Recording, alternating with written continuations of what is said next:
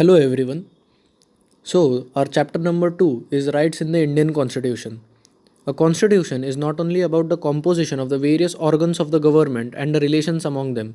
As we studied in the last chapter, the constitution is a document that sets limits on the powers of the government and ensures a democratic system in which all persons enjoy certain rights. In this chapter, we shall study the fundamental rights contained in the Indian Constitution. Part 3 of the Constitution of India lists the fundamental rights and also mentions the limits on these rights.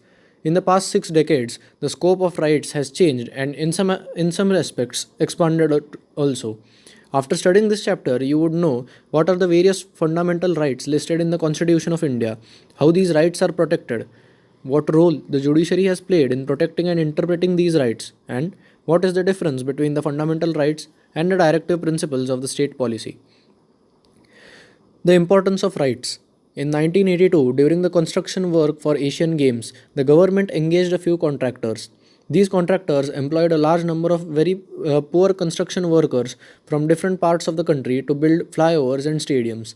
These workers were kept in poor working conditions and were paid less than the minimum wages decided by the government. A team of social scientists studied the poor condition of these people and petitioned the Supreme Court. They argued that employing a person to work for less than the minimum prescribed wage amounts to the beggar or forced labor. This is a violation of the fundamental right against exploitation. The court accepted this plea and directed the government to ensure that thousands of workers get the prescribed wages for their work. Makal Lalung was 23 when he was arrested. A resident of Chuburi village of Marigaon district of Assam, Machal was charged of causing grievous injuries. He was found mentally too unstable to stand trial and was sent as under trial to Lokpriya Gopinath Bardoloi Mental Hospital in Tejpur for treatment. He was treated successfully, and doctors wrote twice to jail authorities in 1967 and 1966 that he was fit to stand trial. But no one paid any attention. He remained in the judicial custody. He was released in July 2005. He was then 77 years old.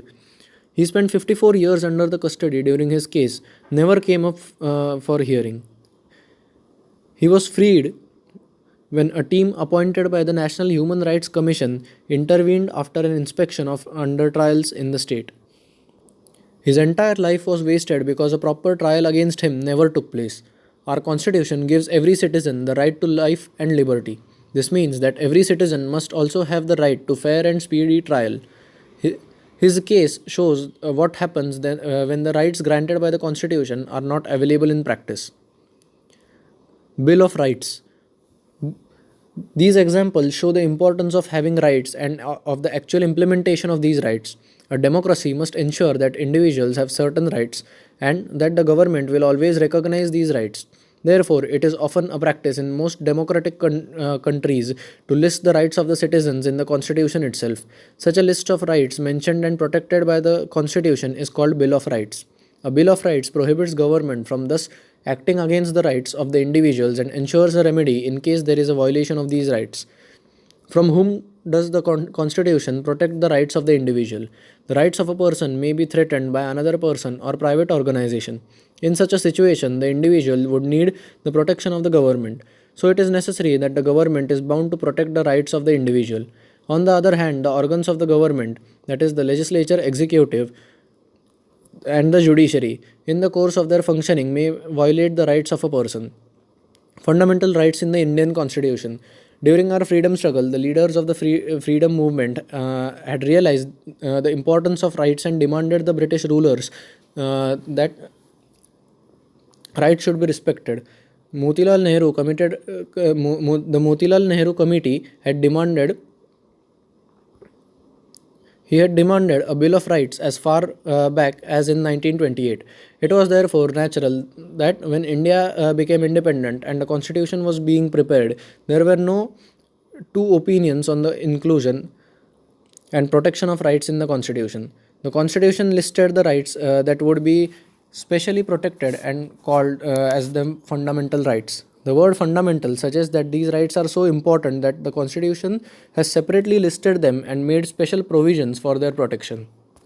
The fundamental rights are so important that the Constitution itself ensures that they are not violated by the government. Fundamental rights are different from other rights available to us. While ordinary legal rights are protected and enforced by ordinary law, fundamental rights are protected and guaranteed by the Constitution of the country. Ordinary rights may be changed by the legislature by ordinary process of lawmaking, but a fundamental right may only be changed by amending the Constitution itself. Besides this, no organ of the government can act in a manner that violates them. As we shall study below in this chapter, judiciary has the powers and responsibility to protect the fundamental rights from the violations by actions of the government. Executive as well as legislative actions can be declared illegal by the judiciary if they violate the fundamental rights or restrict them in an unreasonable manner. However, fundamental rights are not absolute or unlimited rights. Government can put reasonable restrictions on the exercise of our fundamental rights. Right to equality. Consider the two following situations. These are imaginary situations. A person is visiting his village. He is accompanied by one of his friends. They decided to have a cup of tea at the roadside hotel. The shopkeeper knew him but asked the name of his friend to know his caste. After this, the shopkeeper served tea to him in a nice mug while his friend was given a tea in an earthen cup because he was a Dalit. This example is a clear example of discrimination. In the first instance, the discrimination is based on caste. Do you think that such discrimination is justified? Right to equality tries to do away with such and other discriminations. It provides for equal access to public like shops, hotels, places of entertainment, wells, bathing ghats, and places of worship. There cannot be any discrimination in this access on the grounds only on the religion, race, caste, or place of birth. It also prohibits any discrimination in public employment on any of the above mentioned basis. The right is very important because our society did not practice equal access in the past. The practice of untouchability is one of the crudest manifestations of inequality. This has been abolished by under the right to equality. The same right also provides that the state shall confer no title on a person except those who excel themselves in military or academic field.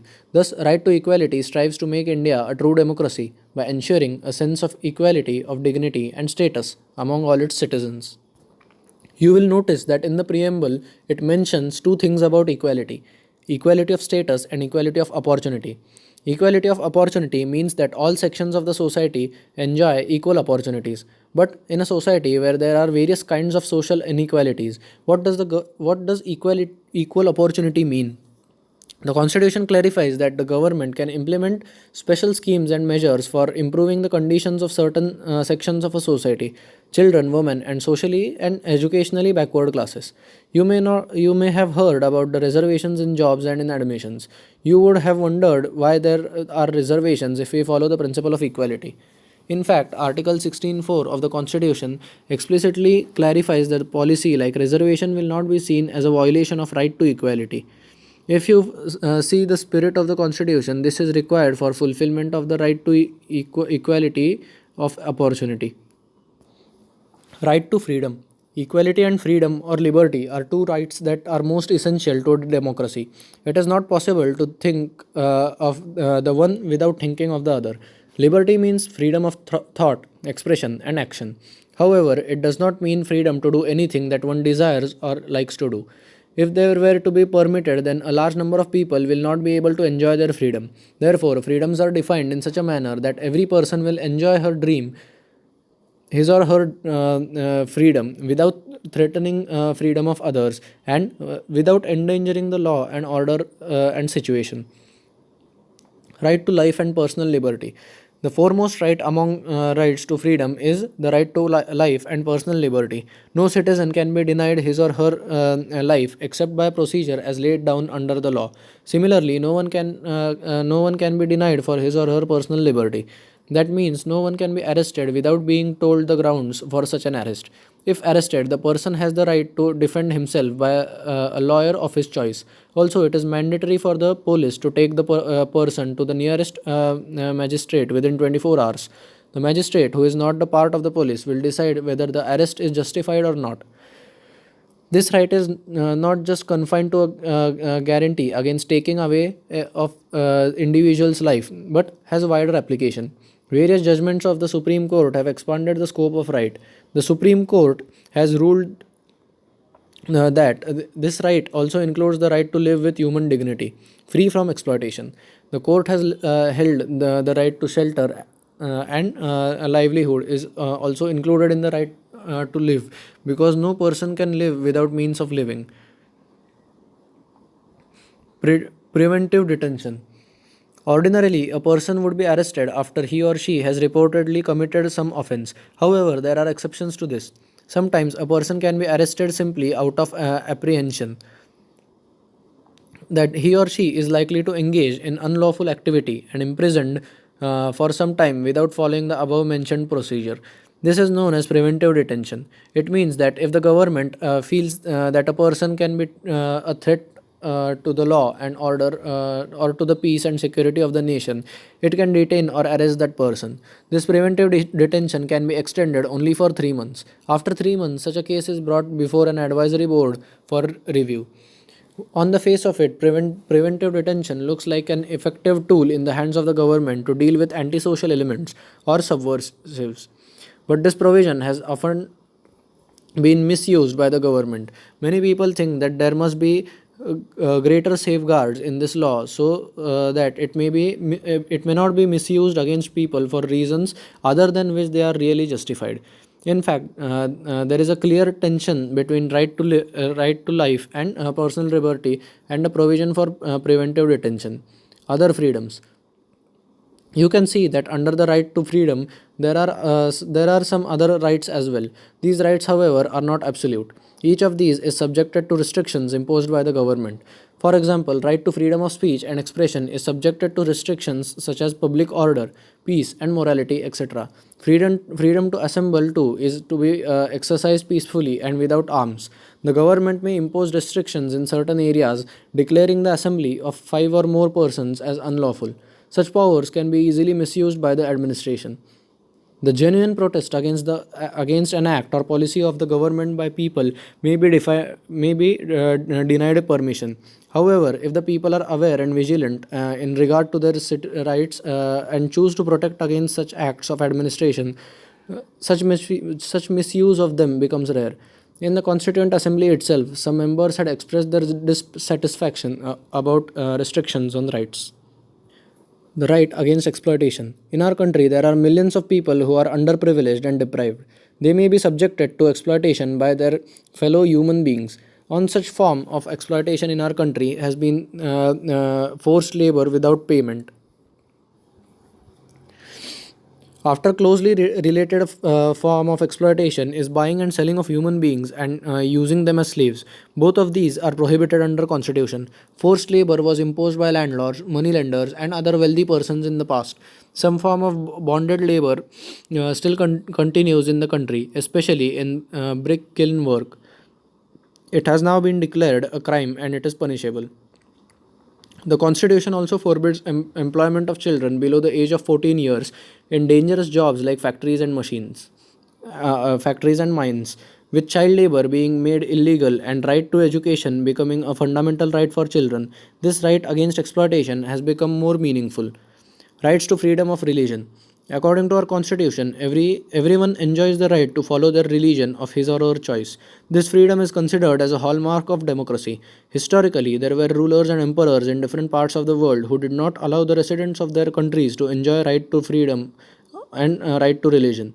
Persons following a religion different from that of the ruler were either prosecuted or forced to convert the official religion of the rulers. Therefore, democracy has always incorporated the freedom to follow the religion of one's choice as one of its basic principles. Freedom of faith and worship. In India, everyone is free to choose their religion and practice that religion. Freedom of religion also includes the freedom of conscience. This means that a person may choose any religion or may choose not to follow any religion. Freedom of religion includes the freedom to profess, follow, and propagate any religion. Freedom of religion is the subject to certain limitations. The government can impose restrictions on the practice of freedom of religion in order to protect public order, morality, and health. This means that the freedom of religion is not an unlimited right. The government can interfere in religious matters for rooting out several certain social evils. For example, in the past, the government has taken steps banning practices like sati, bigamy, or human sacrifice. Such restrictions cannot be opposed in the name of interference in the right to freedom of religion. The limitations on the right to freedom of religion always produce tensions between followers of various religions and government. When the government seeks to restrict some activities of any religious group, people of that religion feel that this is an interference in their religion. Freedom of religion becomes a matter of political controversy for yet another reason. The Constitution has guaranteed the right to propagate one's religion. This includes persuading people to convert from one religion to another. However, some people recent conversations on the ground that these are based on intimidation or inducement. The Constitution does not allow forcible conversations.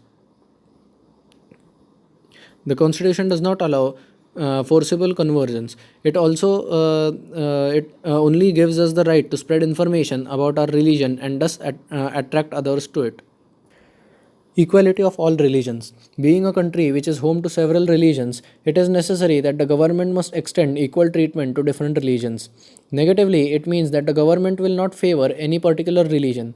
India does not have official religion. We don't have to belong to any particular religion in order to be a prime minister or president or judge or any other public official. We have also seen that under the right to equality, there is a guarantee that government will not discriminate on the basis of religion in giving employment. The institutions run by the state will not preach any religion or give religious education, nor will they favor persons of any religion. The objective of these provisions is to sustain and nurture the principle of secularism. Cultural and educational rights. When we talk of the Indian society, the image of diversity comes before our minds. India is not made up of a monolithic society. We are a society that has vast diversity. In such a society that is full of diversity, there would be social sections which are small in numbers compared to some other groups. If a group is in minority, will it have to adopt the culture of the majority? Our constitution believes that that diversity is our strength. Therefore, one of the fundamental rights is the right to minorities to maintain their culture. This minority status is not dependent only upon the religion. Linguistic and cultural minorities are also included in this provision. Minorities are groups that have common language of religion and in a particular part of the country or in the country as a whole. They are outnumbered by other social sections of our culture. Such communities have a culture, language, and a script of their own and might have the right to conserve and develop these. All minorities, religious or linguistic, can set up their own educational institutions. By doing so, they can preserve and develop their own culture. The government will not, while granting aid to educational institutions, discriminate against any educational institution on the basis that it is under the management of minority community. Right to constitutional remedies. One would agree that our constitution contains a very impressive list of fundamental rights, but merely writing down a list of rights is not enough. There has to be a way through which they could be realized in practice and defended against any attack on these rights. Right to constitutional remedies is the means through which this is achieved. Dr. Ambedkar considered the right of constitutional remedies as heart and soul of the constitution. It is so because this right gives a citizen the right to approach the High Court or Supreme Court to get any of the fundamental rights restored in the case of their violation. The Supreme Court and High Courts can issue order and give directives to the government for enforcing of the rights. Apart from the judiciary, many other mechanisms have been created in the later years for the protection of rights. You may have heard about the National Commissions on Minorities, the National Commission on Women, National Commission on the Scheduled Castes, etc. These institutions protect the rights of women, minorities, or Dalits. Besides, the National Human Rights Commission has also been established by law to protect the fundamental and other kinds of rights. Directive principles of the state policy. The makers of our constitution knew that the independent India was going to face many challenges. Foremost among these was the challenge to bring about equality and well being of all citizens. They also thought that certain policy direction was required for handling these problems. At the same time, the constitution did not want the future governments to be bound by certain policy decisions. Therefore, some guidelines were incorporated in the constitution, but they were not made legally enforceable. This means that if a government did not implement a particular guideline, we cannot go to the court asking the court to instruct the government to implement this policy. Thus, the guidelines are not just justiciable, but that is, parts of the constitution that cannot be enforced by the judiciary. Thus, those who framed our constitution thought that the moral force behind these guidelines would ensure that the government would take them seriously. Besides, they expected that people would also hold by the governments responsible for implementing these directives. So, a separate list of policy guidelines is included in the constitution. The list of these guidelines is called the Directive Principles of State Policy. What do the directive principles contain? The chapter on directive principles lists mainly three things: the goals and objectives that we as society should adopt, certain rights that individuals should enjoy apart from the fundamental rights, and certain policies that the government should adopt. You may get some idea of the vision of our makers of our constitution by looking at some of the directive principles shown below. Directive principles of the state policy. They passed several zamindari abolition bills, nationalized banks, enacted numerous factory laws, fixed minimum wages, cottage and small industries were promoted, and provisions for reservation for the upliftment of scheduled caste and scheduled tribes were made. Such efforts to give effect to directive principles included the right to education, formation of panchayati raj institutions all over the country, partial right to work under employment guarantee program, and the midday meal scheme, etc. Fundamental duties of citizens. In 1976, the 42nd Amendment to the Constitution was passed. Among other things, this amendment inserted a list of fundamental duties of citizens. In all, 10 duties were enumerated. However, the Constitution does not say anything about enforcing these duties. As citizens, we must abide by the Constitution, defend our country, promote harmony among all citizens, and protect the environment.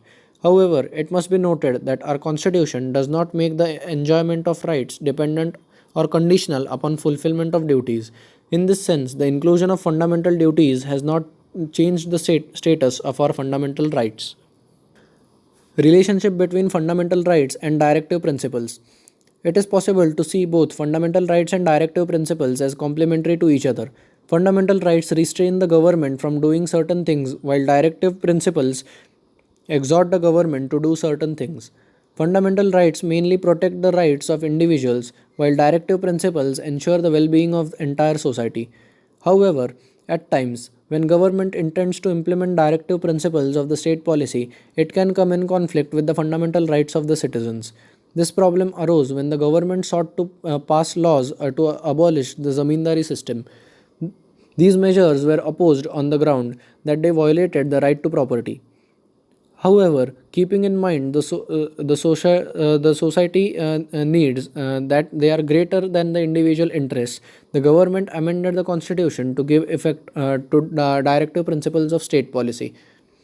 This led to a long legal battle. The executive and the judiciary took different positions.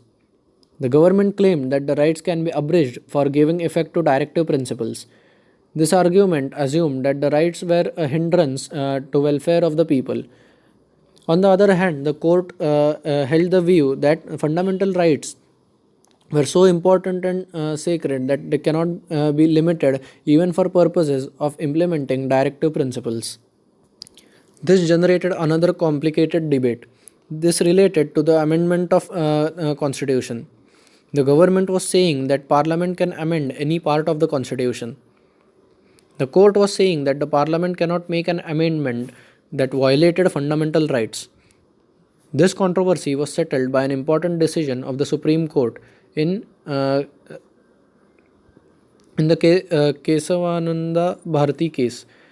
In this case, the court said that there are certain basic features of the constitution and these cannot be changed by the parliament.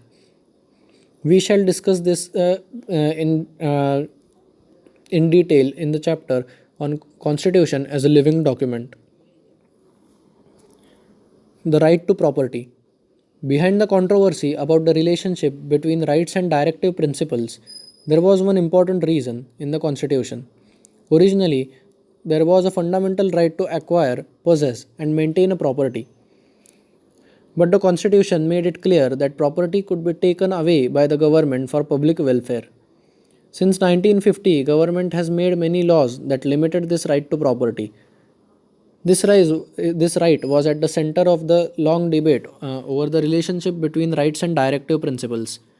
Finally, in 1973, the Supreme Court gave a decision that the right to property was not a part of the basic structure of the Constitution, and therefore, Parliament had the power to abridge this right by an amendment. In 1978, the 44th Amendment of the Constitution removed the right to property from the list of the fundamental rights and converted it into a simple legal right under the Article 300E. National Human Rights Commission (NHRC). The real test of the rights given by any constitution is in their actual implementation. The poor, illiterate, and the deprived sections of the society must be able to exercise under their rights. Independent organizations like the People's Union for Civil Liberties (PUCL) or People's Union for Democratic Rights (PUDR) have been working as watchdogs against the violations of the rights. In this background, the government has established in 1993 an institution, that is the National Human Rights Commission. The National Human Rights Commission (NHRC) is composed of a former Chief Justice of the Supreme Court of India, a former Judge of the Supreme Court, a former Chief Justice of High Court, and two other members who have knowledge and practical experience in matters relating to human rights. The commission's functions include inquiry at its own initiative or a petition presented to it by a victim into complaint of violation of human rights, visit to the jails to study the condition of the inmates, undertaking and promoting research in the field of human rights, etc. The commission receives complaints thousands of years in thousands every year. These relate to the custodial death, custodial rape, disappearances, police excesses, failure in taking action, indignity to women, etc. Its most significant intervention has been on disappeared youth in Punjab and investigation and trial of Gujarat riot cases where its intervention proved effective. The Commission does not have the power of prosecution. It can merely make recommendations to the government or recommend it to the courts to initiate proceedings based on inquiry that it conducts. So, we shall conclude this all chapter. In the writings of Jyotirao Phule, 1827 to 1890, a radical social reformer from Maharashtra, we find one of the earliest expressions of the view that rights include both freedom and equality. During the national movement, this idea of rights was further sharpened and expanded to constitutional rights. Our constitution reflected this long tradition and listed the fundamental rights. Since 1950, the judiciary has functioned as an important protector of rights. Judicial interpretations have expanded the scope of rights in many respects.